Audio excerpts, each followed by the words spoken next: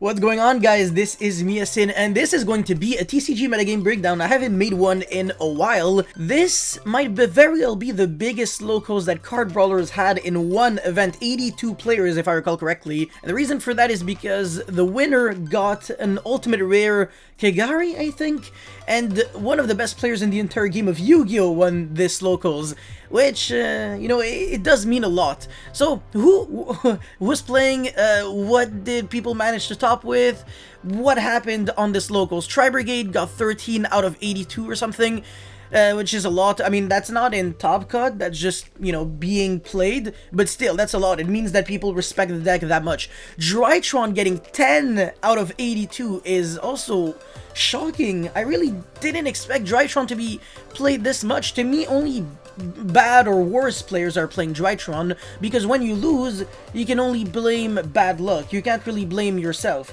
It's not really that you lose because of misplaying. So if you're good, you want to play a deck that kind of sees less hate against it, because Drytron is that most aggressive combo deck of the format, also the most anticipated deck of the format. Salamangreat, one of them is Talker Salamangreat, but yes, 6 out of 82, really good. Sky Striker, exact same thing. I was not shocked to see this. I mean, Sky Striker and Salamangreat, I guess you can say, they are kind of similar in terms of power level. Eldritch getting 5, that's actually kind of shocking. 3 of them was Zombie World. Nice. I mean, Zombie World really is that good. I keep telling you guys, man, you gotta listen.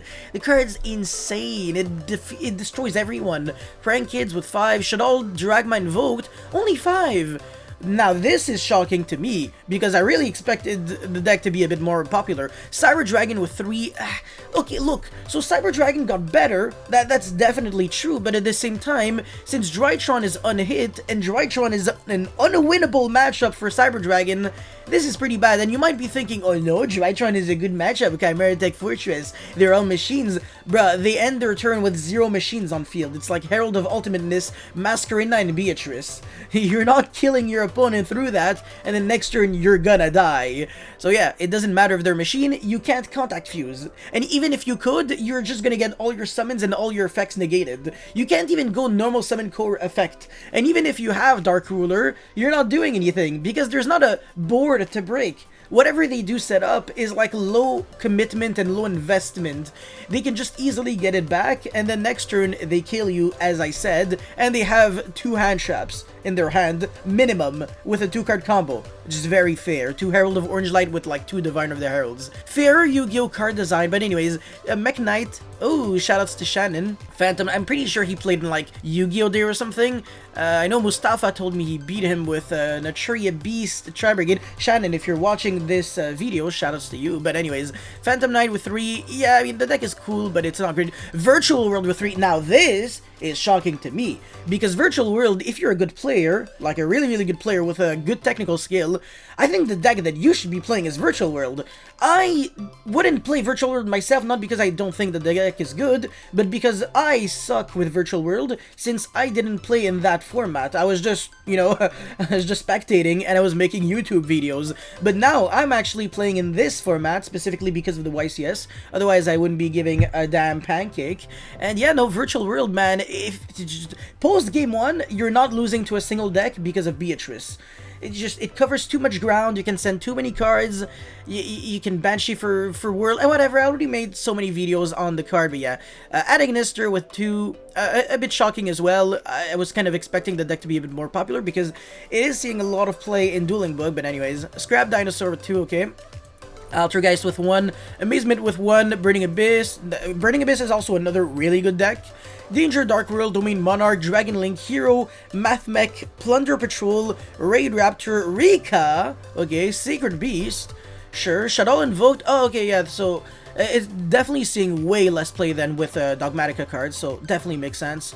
And then 6 Samurai, no more of your bullshit trap card, Pole Position, yeah, that's the card. Trickstar, Dragma, yeah, nah. Pure Zodiac, alright, cool, this is actually a good deck. We're gonna see this after. But yeah, 1, and then total decks 82, yes sir. Alrighty, and by the way, 7 of the 13 Brigade decks were pure Brigade, 3 of them were playing Zodiac cards, 2 with Lyrilusk, and only 1 with Ancient War. Alright, so this is the top 16 breakdowns, as well as kind of, not really the conversion rate, so don't really look at the percentage. It's really just 5 out of 16 means 31.3%, but basically 5 out of 13 is going to be a bit higher than that for the conversion rate. Maybe around like 40%. Let me just double check. Oh my god, 38.46%. I was quite close, okay? I'm not that bad at mental maths. It's like my only skill in... Actually, I have no skill. Anyways, that's a pretty high percentage, by the way. So, if you want to have kind of like a assured top for your thingy, I actually do recommend playing Brigade, Virtual World, and definitely not Drytron. Probably Sky Striker, honestly, or Salamangreat. Really staple decks. Drytron, 4 out of 16, that's terrifying. 3 Prank Kids, 1 Cyber Dragon, 1 Scrap Dinosaur. The thing with Scrap Dinosaur is that, yeah, sure, it's like powerful, but it definitely doesn't keep up with the meta. And when Drytron is a thing and can search Artifact Lancia, if I were you, I would stay very far away from Scrap Dinosaur. This deck is a trap. Like, you really want to play it, but it's way less good than you think. Anyways, 1 Sky Striker, woo! The Zodiac that we saw one of in the 82 decks played. Not too bad, not too bad. Alright, now, these are the guys, the sexy legends, managed to top the event, top 8 this time. Cole Mackey with Prank Kids, not bad. Chansey Wigglestove with Pure Zodiac. So I know Chansey Wigglestove a bit, I know who he is. I know he's Canadian, I know he speaks French a tiny bit. And yeah, no, he's playing... Well, it's actually crazy, man. He played Zodiac after the ban to Drancia because he knows that Zeus was the main card and not really Drancia. So see, Chansey is smart. Be like Chansey. Alexander Manzano, Drytron. Anastas Mainolov, Drytron. This definitely looks like a Russian name, and this definitely looks like a Italian name, but I could be very wrong. Stephen Niski with Drytron. Michael Cressy with Drytron. Okay, Drytron. Jesus, 4 Drytrons in a row. 4 Drytrons in the top 16. Top 16 to top 8. Not a single Drytron had to play against each other. And they all won. Not bad. Matthew Beckford, Prank Kids. Okay, so 2 Prank Kids as well. Man, Prank Kids, Jesus. And finally, Alexander Juneja with Brigade. So, this guy is a bit more commonly known as based Lolly, if I recall correctly. Definitely one of the best players in the game. That's ridiculous. Alright, so for the deck list now. The Prank Kids deck, they're kind of really similar to each other, so there's no reason for me to really cover the majority of the deck, but interesting things are that he's playing Parallel Exceed, he's playing Abyss Dweller, because if he can go first, resolve a Prank Kid monster into Parallel Exceed, the game is already over. That's it. It just already is. And it does give you a bit more pushes, so you can start... you know, link climbing, making Xyz, making just links in general. So yeah, Parallel Exceed, pretty nice card indeed. And apart from that, anything noteworthy? Not really. Super Poly Mystic Mine in the main deck, and then he's playing 2 Pranks. But apart from that, nope. How many hand traps? 6, 7, 9, 10 hand traps. Alright, no Phantasme though. However, Chansey, how many hand traps he's playing? I assume probably 12. 3, 6, 9, 11, 14. Holy mac and cheese. 14 hand traps. Alright. No Ghost Bell. Which is weird because he really loses very hard to Brigade Revolt.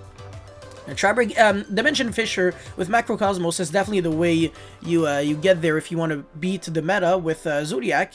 And how many Zodiac monsters is he playing? 9, huh? Okay, so it's not too much. 2 less or 1 less than average. And apart from that, everything else is pretty amazing. I like everything I see. The thing is, you're playing D-Fisher and Macrocosmos, so why wouldn't you be main decking Dimension D-Shifter at this point? I kind of would. But apart from that, no, I really like everything that he's doing. Triple Zeus. Oh my god, thank you, man. Yo, why were people still playing 2 Zeus after the ban list? You guys are dumb. Your extra deck space isn't even tight. You lost so many cards. I mean, you only lost 1 card, but still. You lost 1 major card, so you have to play 3 Zeus to compensate. And yeah, the Asa, by the way, the reason why it's there is because if you get hit by Contact C, you're gonna need like a generic monster. And Daruma Doll, I don't think it comes up too often, but it can come up. So I do kind of like Daruma Doll. Alright, Anastas, Mainolov, and everyone else who's playing Drytron. I mean, every deck list is always kind of like the same. There's not a lot of innovation. Is that even... Oh, no, that's the ritual spell. It's not even Fafnir. Okay, yeah, only one of. So if it gets DD Crowed, you can't ritual summon for the rest of your career. And then Tactic Talents, blah, blah, blah.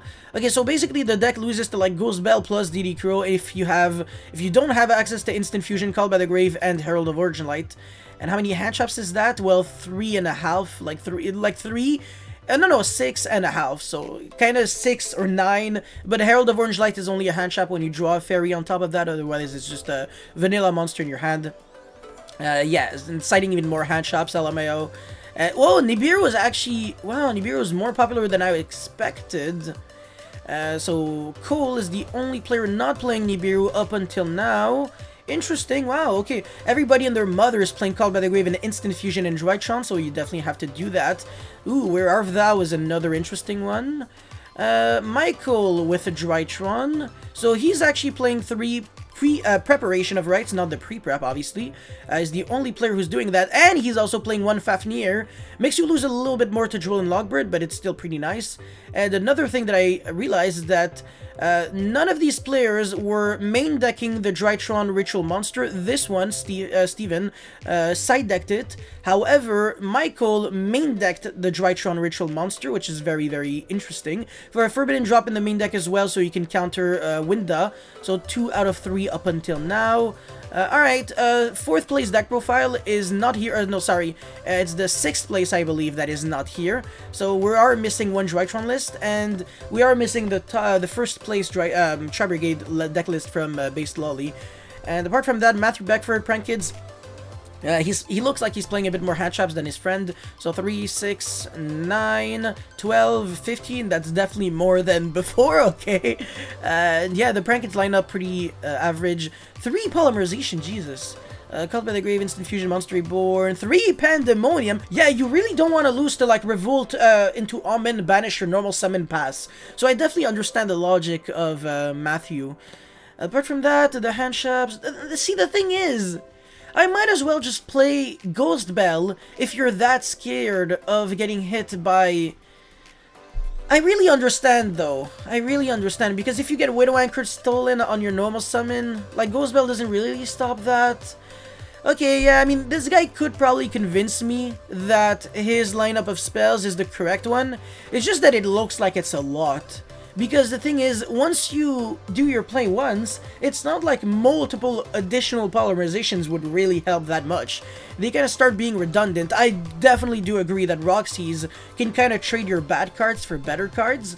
So, you know, at the end of the day, this guy is much more experienced than I am with Prank Kids. So I'm not going to say that he's doing just dumb things. I do believe in him. Sheared Ride in the side deck and Twin Twister. Not playing Cosmic Cyclone. He doesn't really need to, honestly. Twin Twister and Cosmic Cyclone are the back removal of choice. Reason for that is because that way you dodge Imperial Order and Anti-Spell Fragrance. And apart from that, I really like everything I see. Lancia, DD Crow, whatever. Jesus, he's playing 15 hand traps and citing 7 additional more. Imagine having like the full package against one deck, like 22 hand traps. Holy mac and cheese. But anyways, that's it. That's all for the TCG metagame breakdown. If you guys have any comments, feedback, or anything, let me know in the comment section below. Don't forget to like and subscribe. It really motivates me a lot to keep making videos like these. And I will see you next time. Peace.